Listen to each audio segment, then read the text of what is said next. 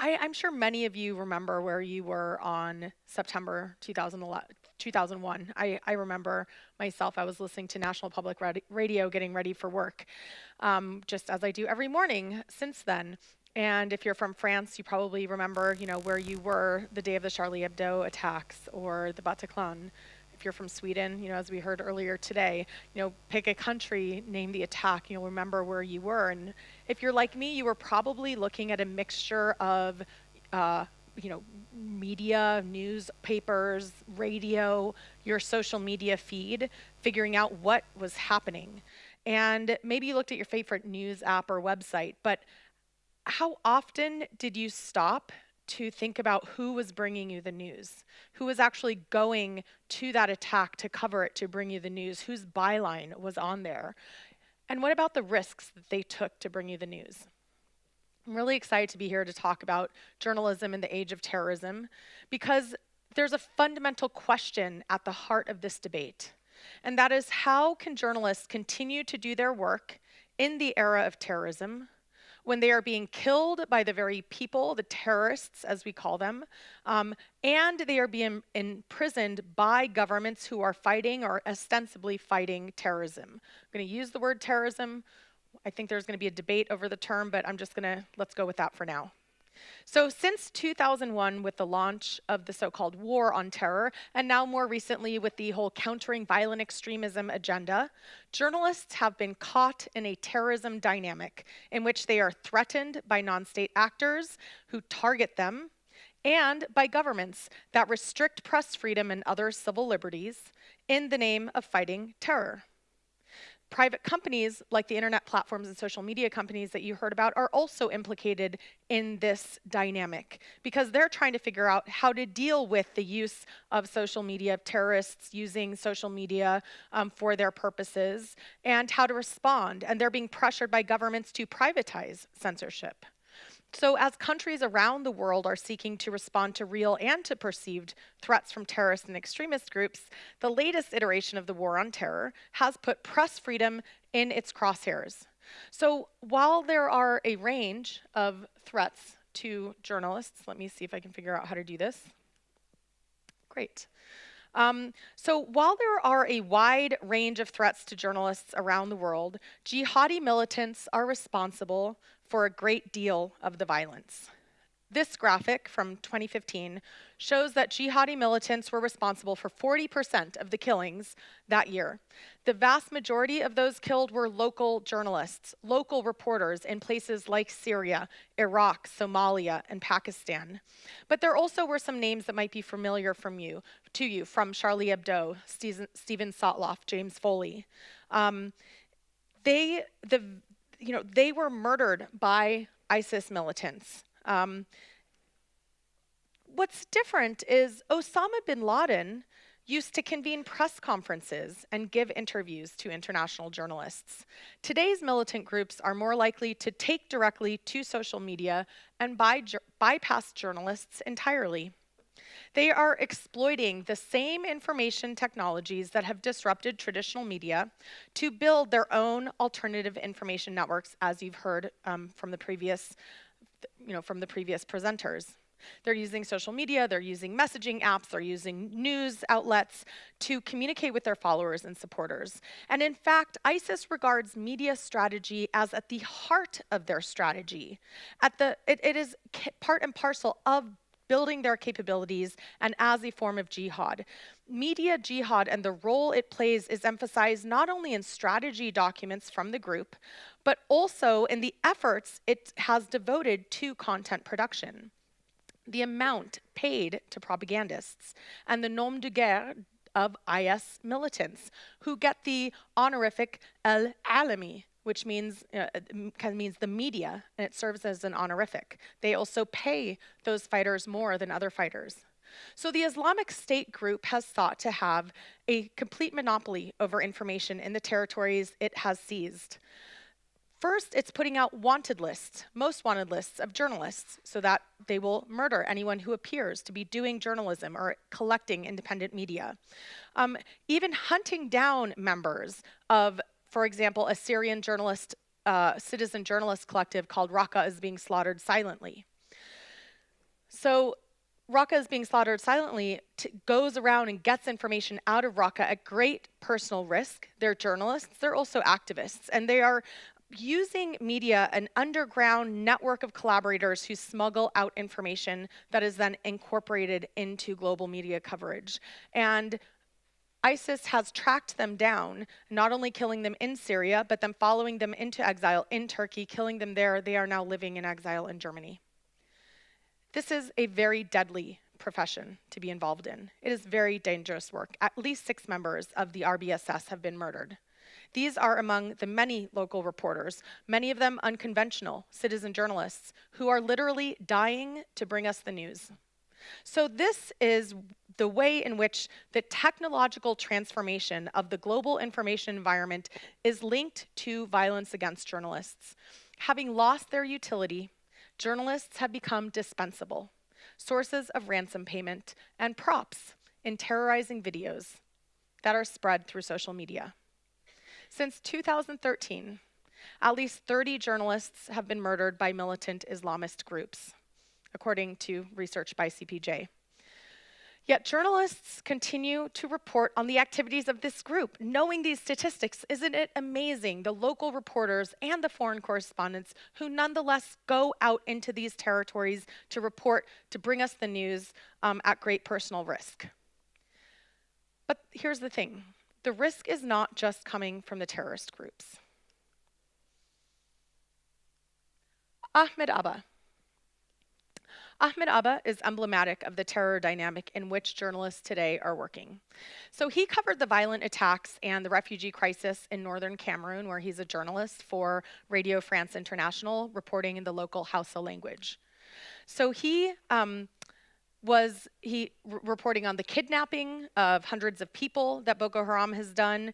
And one time when he was reporting, he actually got a call from a Boko Haram spokesperson who was angry about a number that he had given, something that he claimed Abba had gotten wrong. You know, and his sources would also tell him about stuff that they were planning, you know, propaganda, information, and sometimes about alleged terrorist plots. So perhaps seeking publicity that would help fuel recruitment or some other motive that Abba was not, really aware of. Because a foundational principle of good journalism is to question the motives of your sources. What are the motivations behind the information they're giving you? Should Abba have published anything that the group told him? Any of the information that this designated terrorist group told him? I think we would all agree that part of what defines good journalism is making decisions about what to publish and what not to publish, about not just becoming a parrot for whatever your source says, whether they're a propagandist for a terrorist organization or a government official. How much truth can you put in what you hear from a terrorist organization? These are the types of questions that journalists who cover terrorism must deal with on a daily basis. And of course, the question of how to determine what is true or not and what to report is also an issue that reporters deal with in their coverage of official sources. So one day, Ahmed was leaving a press briefing at a local governor's, by a local governor, and he was snatched. He was taken to the capital and for 2 months held incommunicado and tortured.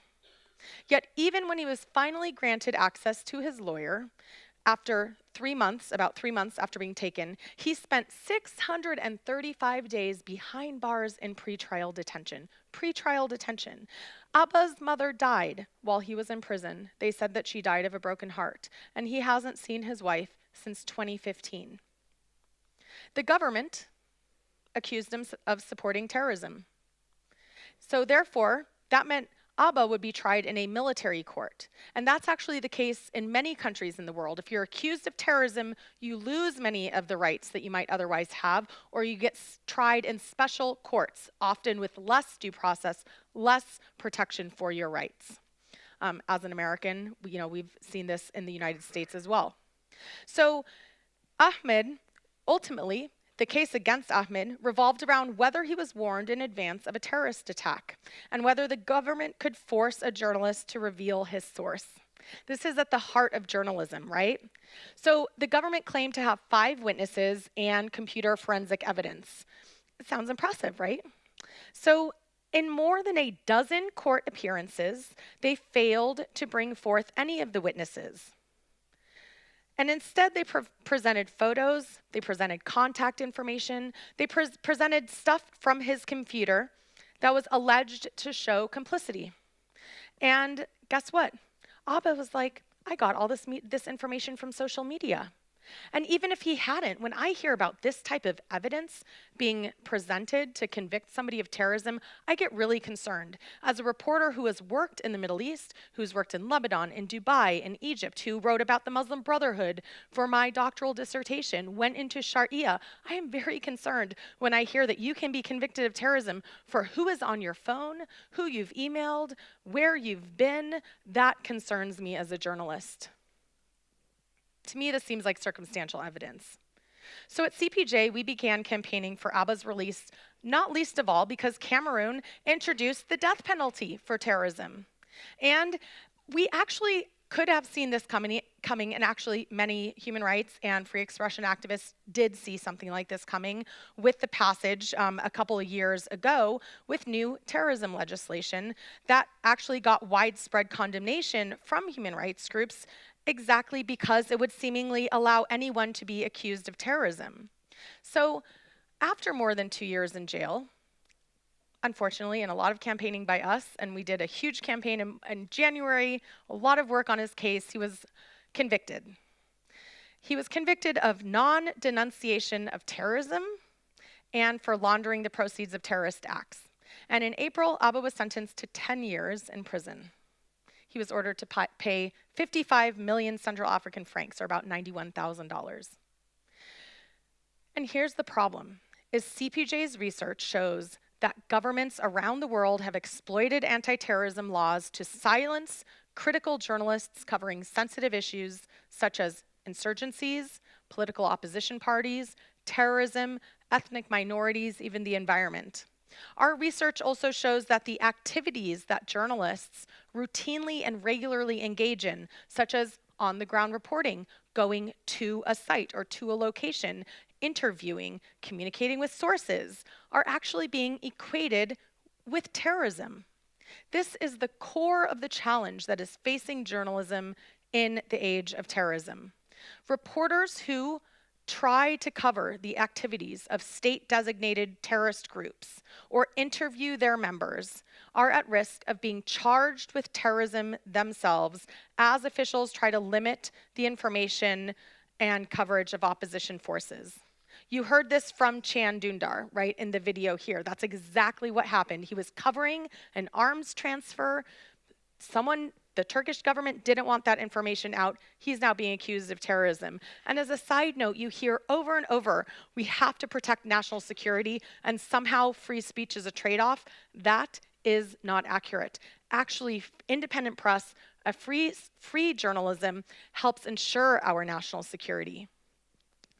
The United States actually, sadly, helped to legitimize this tactic by imprisoning at least 14 journalists in Iraq, Afghanistan, and Guantanamo Bay since 9/11. So although most were actually never formally charged with anything, they were all broadly accused by US officials of having committed security or terror-related offenses.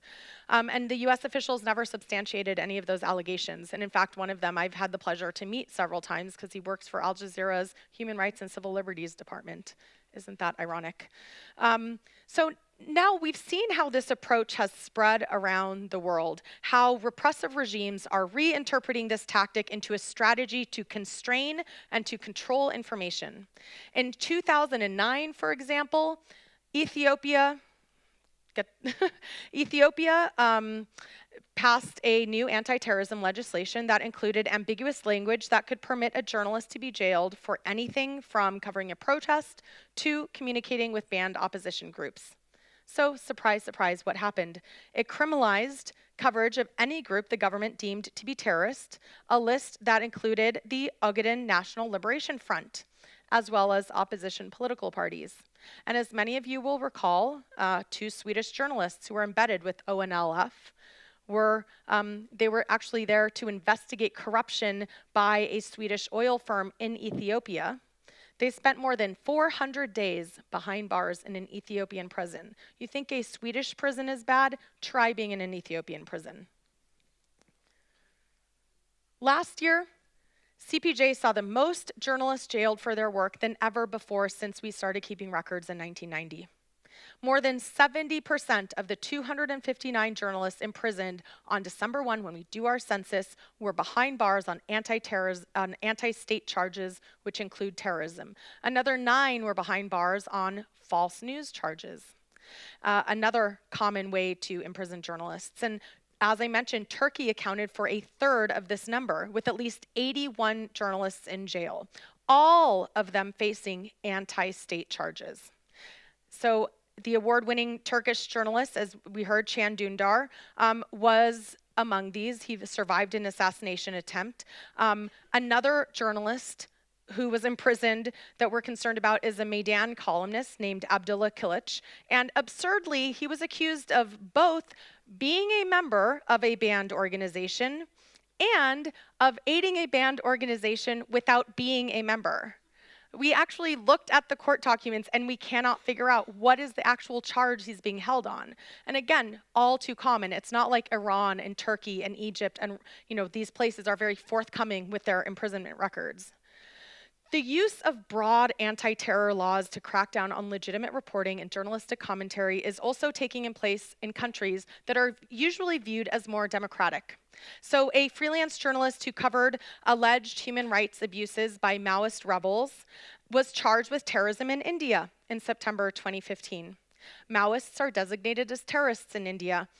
In the UK and Canada, police have used broad anti-terrorism legislation to demand information on journalists' sources and confidential sources and to legitimate spying and surveillance of journalists.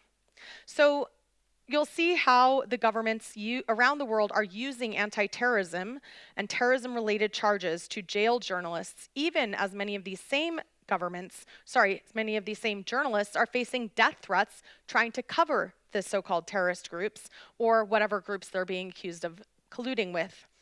But perhaps just as concerning for those doing journalism in the age of terrorism is the way that the policy debates about countering violent extremism and false news online are threatening free expression and undermining the fabric of a free and independent internet. In Egypt, for example, it's designated the Muslim Brotherhood as a terrorist group, but you'll recall just before this president, they were in power.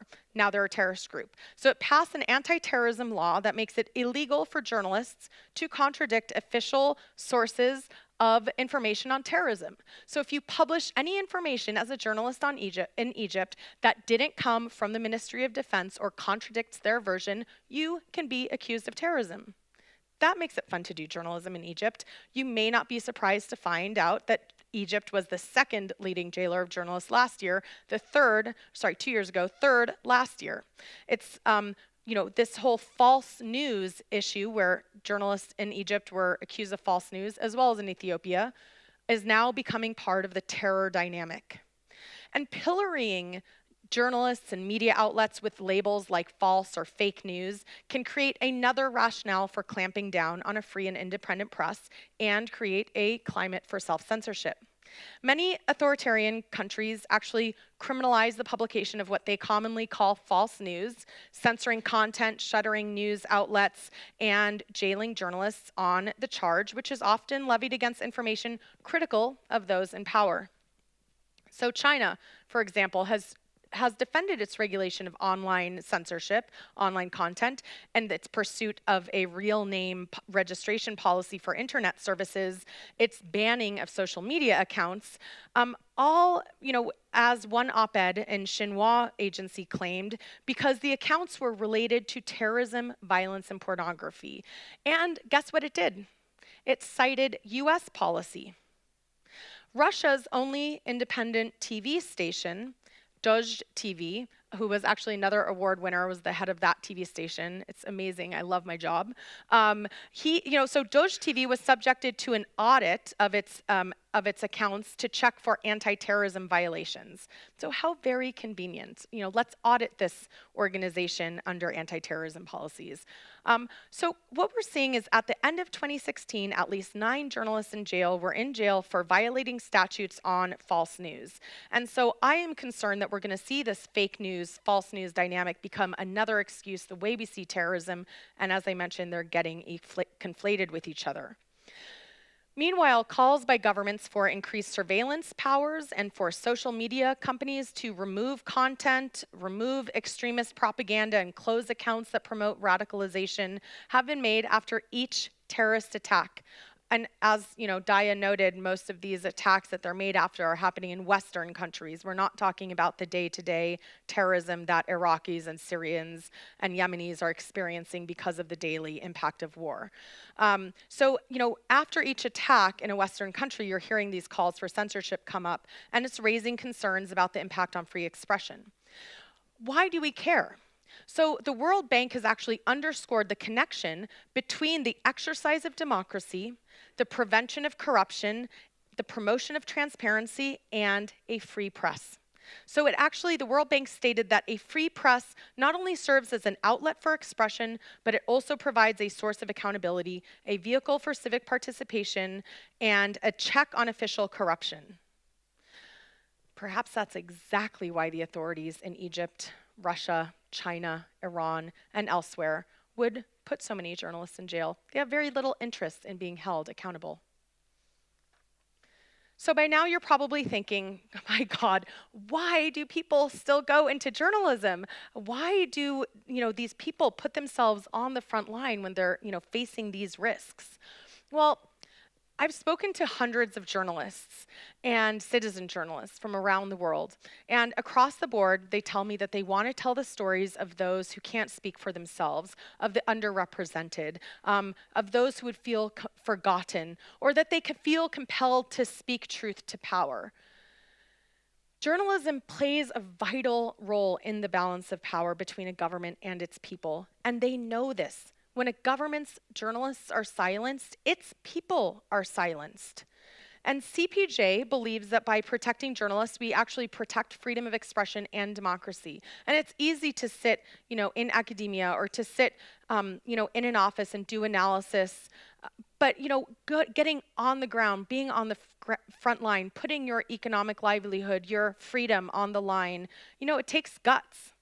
And this is why everyone, journalists and everyone and citizens alike who believe in the power of journalism, who believe in the power of information, who believe that people and not the government, and certainly not violent forces, should determine what we know, need to stand up and speak out for journalists, and we need to protect the right to press freedom and the right to freedom of expression.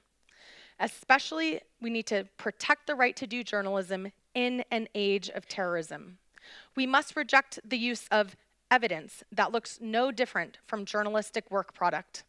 We must make the right of journalists to protect confidentiality, to protect their sources, to use technologies like encryption that do the same. We must resist attempts to criminalize these activities, to criminalize dissent or opposition. And we must push back against the impetus to censor after terror attacks. Because the only way that journalists can continue to do the difficult and dangerous work of journalism in the age of terrorism is if we speak out in support of this valuable public service, of the valuable work that they do, often at great personal risk and minimal compensation, and protect their right to report even as the fight against terrorism continues. Thank you.